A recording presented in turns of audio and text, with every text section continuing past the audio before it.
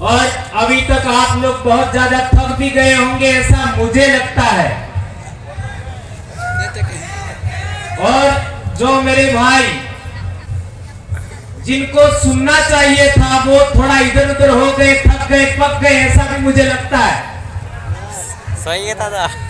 लेकिन लड़ाकू हम लोगों को पेशेंस रखना होगा, धैर्य रखना होगा। आदिवासियों के संदर्भ में जब भी कोई राष्ट्रीय सम्मेलन, राज्य सम्मेलन या जिला सम्मेलन होता है तो वहां पर समस्याओं का बखान होता है। समाधान क्या है उसके बारे में बहुत कम बातें होती है। ये बात मुझे लगता है कुछ लोगों को अच्छा नहीं भी लगे, लेकिन किसी भी समस्या के समाधान के लिए मीठी गोली आज तक किसी बीमारी के लिए नहीं बनी। इंजेक्शन भी लगाना है तो दर्द होगा,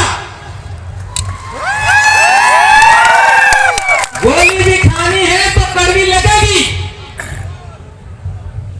और मैं कड़वी ही बात बोलने के लिए जाना जाता हूं। तो क्या थोड़ा सा इंजेक्शन सहन करने लायक है आप? धन्यवाद। अब हमने देखा 5 जनवरी 2011 सुप्रीम कोर्ट के जजमेंट ने कहा कि 6000 साल से आदिवासियों के साथ शोषण, दमन, उत्पीड़न हो रहा है। तो क्या हम अगले 6000 साल के लिए तैयार हैं? अगले 6000 साल बाद इस धरती पर आदिवासी बचेगा? बचेगा या नहीं बचेगा? नहीं बचेगा। देश आजाद होने से पहले आदिवासी संगठित था, आदिवासी आत्मनिर्भर था, आदिवासी स्वावलंबी था। 75 साल में 5 किलो अनाज का मोहताज हो गया है। 5 किलो अनाज का मोहताज हो गया, एक हैंडपंप का मोहताज हो गया, एक बीपीएल आवास का मोहताज हो गया। और डेमोक्रेसी की बात करो, एक पोटली का मोहताज हो गया, पोटली का। डेमोक्रेसी इस देश में रूल ऑफ लॉ है। यदि रूल ऑफ लॉ है तो सुप्रीम कोर्ट के जजमेंट लागू हुए होते। हुए क्या? समता जजमेंट लागू हुआ क्या? वीरेंद्र जजमेंट लागू हुआ क्या? कौन सा जजमेंट लागू हुआ बताइए मेरे को। यदि इस देश में रूल ऑफ लॉ है तो हमारे सांसद, हमारे विधायकों को अपनी मर्जी से वहां बोलने का हक होता। क्या हक है? नहीं। क्या वहां पर बोलते? आदिवासी के अनुरूप नहीं बोलते। आदिवासियों के संदर्भ में जितने कानून बने, कौन सा कानून लागू हुआ? आज SC/ST एक्ट के विरोध में काम हो रहा है, कौन सा नेता बोला? कौन सा सामाजिक कार्यकर्ता बोला? क्या हो रहा है? मध्य प्रदेश, राजस्थान में अनाप शनाप एट्रोसिटी हुआ 2 साल में। अनाप शनाप कौन बोला? कौन पॉलिटिकल लोग बोला? कौन सामाजिक कार्यकर्ता बोला? ये बात जानना समझना जरूरी है। अब लोकतंत्र के 4 पिलर माने जाते हैं। आज न्यायपालिका के ऊपर एक समाज का कब्जा है। Am I right? राइट। क्या गलत है? राइट है। गलत है तो मैं बैठ जाऊंगा अभी। मीडिया हाउस पर, दूसरा पिलर मीडिया हाउस पर एक ही समाज का कब्जा है। जिसका न्यायपालिका में कब्जा है उसी का मीडिया हाउस पर कब्जा है। Am I right? तीसरा कार्यपालिका, 79% कार्यपालिका पर एक ही समाज का आज की तारीख में कब्जा है। क्या ये बात गलत है कि राइट है? चौथा बचा व्यवस्थापिका। तो आदिवासी ने निर्णय करके एक भी विधायक सांसद भेजा क्या? और ईवीएम आने के बाद गुजरात का चुनाव की हालत देख सकते हो। मैं मानता हूं चारों चार पिलर प्राइवेट हो गए हैं, निजीकरण हो गए। इस देश में डेमोक्रेसी हाइड हो गई है और हम कह रहे हैं पृथ्वी को बचाएंगे। खुद बचा नहीं पा रहे। अरे भैया हम तो बच ले। इसका मतलब ये नहीं है कि ये जीवन मूल्य का कोई मोल नहीं है। ये जीवन मूल्य हमारी जान से प्यारा है कि पृथ्वी को बचाना चाहिए। ये पूरे जीव जगत का मसला है, इसको हम नकार नहीं सकते। उसको सर आंखों पर रखते हैं हम लोग। लेकिन इधर भी तो देख लीजिए, वो मुर्गी क्या कर रही है? क्या कर रही है मुर्गी? मुर्गी गुस्से में आई है कि नहीं आई है? तो आदिवासियों को गुस्सा कब आएगा? 6000 साल से गुस्सा नहीं आया। पिछले 75 साल में सब कुछ खत्म हो गया, फिर भी गुस्सा नहीं आया। कब आएगा? और मैं गुस्से की भी बात नहीं करना चाहता, मैं बात करना चाहता हूं डेमोक्रेसी की। हमने प्रकृति में सिद्धांत देखा, प्रकृति प्रदत्त, ये मैं अपनी बात नहीं करता, प्रकृति प्रदत्त सिद्धांत देखा। क्या सिद्धांत देखा? एक सियार या कुत्ता भेड़ के बच्चे को खाने आता है तो भेड़ क्या करती है?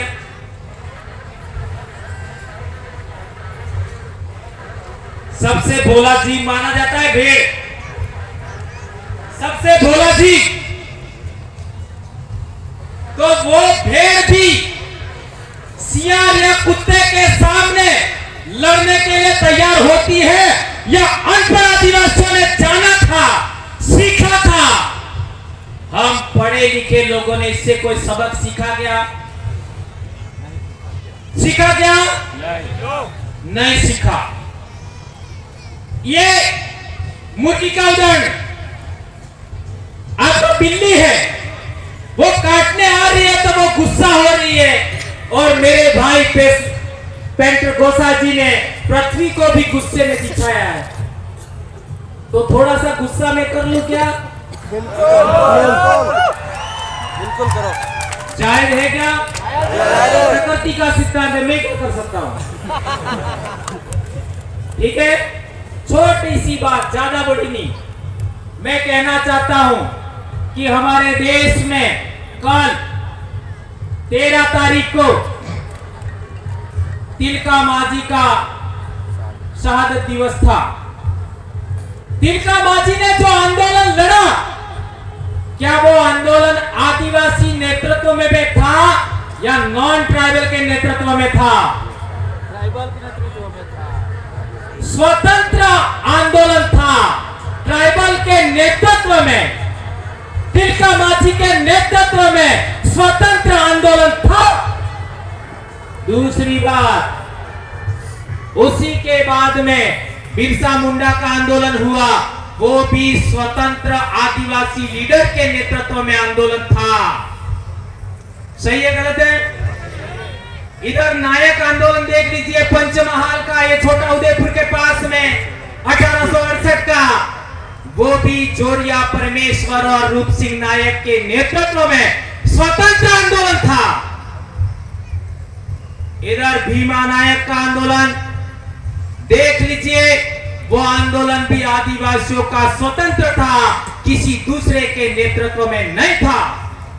टंटिया भील का आंदोलन देख लीजिए, वो भी स्वतंत्र आंदोलन था। स्वतंत्र आदिवासियों के नेतृत्व में आंदोलन होने की वजह से हमको हक अधिकार मिले। हमारे राजस्थान की बात करो, यानी दाहोद से आगे की बात करो, तो 1881 में पहला आंदोलन धुले वापसी का हुआ था। वो आंदोलन हमारी सामाजिक लीडरशिप कमेटियों के नेतृत्व में, आदिवासियों के मुखियों के नेतृत्व में हुआ था, यानी वो भी आंदोलन लीडरलेस नहीं था। इसके बाद संत सुरमाल खराड़ी का भगत आंदोलन हुआ, वो भी मैट कोट वालों के नेतृत्व में हुआ, वो भी लीडरलेस नहीं था। और इसके बाद मानगढ़ का आंदोलन, जिसको संत गोविंद गुरु महाराज का आंदोलन कहते हैं, उसमें भी 1,80,000 मैट कोट वालों का आंदोलन था। तब जाकर के हमको हक अधिकार मिले। अब मैं कहना चाहता हूं, मैं जिस गांव से आया हूं वो संत गोविंद गुरु महाराज का ही गांव है। मेरे ही गांव ने 6 साल तक गोविंद गुरु को रोटियां खिलाई, और वो आंदोलन शुरू हुआ था 1881 में। याद रखिए, 1881 में हमारे भक्तों का संगठन था। और कांग्रेस कब बनी? ये इंजेक्शन है 1885 में। तो आदिवासियों की लीडरशिप है वो सीनियर है और कांग्रेस जूनियर है।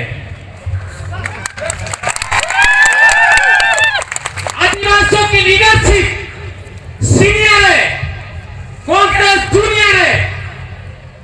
और देश में आदिवासियों की स्वतंत्र लीडरशिप का सबसे पहले कांग्रेसीकरण हुआ। Injection number 1। और इसी कांग्रेसीकरण से संघीकरण हुआ नंबर 2 इंजेक्शन। और इसी संघीकरण से भाजपाईकरण हुआ नंबर 3 इंजेक्शन। और आदिवासी नेता बनने लगे, लीडर नहीं रहे। और नेता भी कैसे? जो दूसरे सेलेक्ट करते हैं और आदिवासियों को थोप देते हैं, लो तुम्हारा नेता। 75 साल से हम लोग आज तक हमारा एमएलए कौन बनेगा, एमपी कौन बनेगा, उसका निर्णय लेने लायक नहीं बने।